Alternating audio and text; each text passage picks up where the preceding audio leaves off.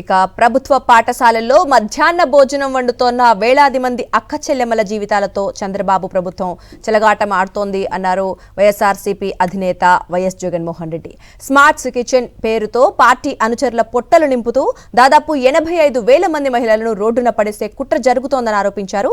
ఇక ప్రభుత్వ పాఠశాలల్లో గత 20 ఏళ్లకు పైగా మధ్యాహ్న భోజనం వండుతోన్న మహిళలు ఎంతో మంది ఉన్నారని, అలాంటి వారి ఉపాధిని దూరం చేసే ప్రయత్నం జరుగుతోందని విమర్శించారు.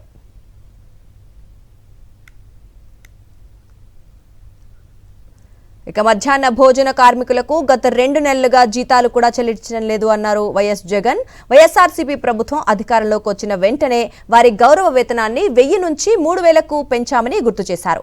ఇక ఎన్నికల సమయంలో ఇంకా మెరుగైన వేతనాలు ఇస్తామని హామీ ఇచ్చిన చంద్రబాబు ప్రభుత్వం ఇప్పుడు ఆ మాటను నిలబెట్టుకోకుండా స్మార్ట్ కిచెన్ పేరుతో వారిని తొలగించే ప్రయత్నం చేస్తోందని మండిపడ్డారు.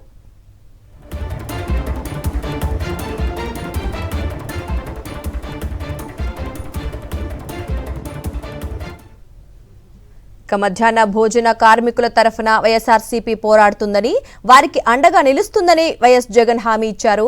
ఇప్పటికే బకాయి పడ్డ 2 నెలల జీతాలను వెంటనే విడుదల చేయాలని, ఎన్నికల హామీ మేరకు వారి వేతనాలను కూడా పెంచాలని ప్రభుత్వాన్ని డిమాండ్ చేశారు. ఇక స్మార్ట్ కిచెన్స్ పేరుతో ఉపాధి కోల్పోయే పరిస్థితి ఏర్పడితే వేలాది పేద మహిళల కుటుంబాలు తీవ్ర ఇబ్బందులు ఎదుర్కొంటాయని, ప్రభుత్వం తన నిర్ణయాన్ని సమీక్షించాలి అన్నది డిమాండ్ చేశారు వైఎస్ జగన్.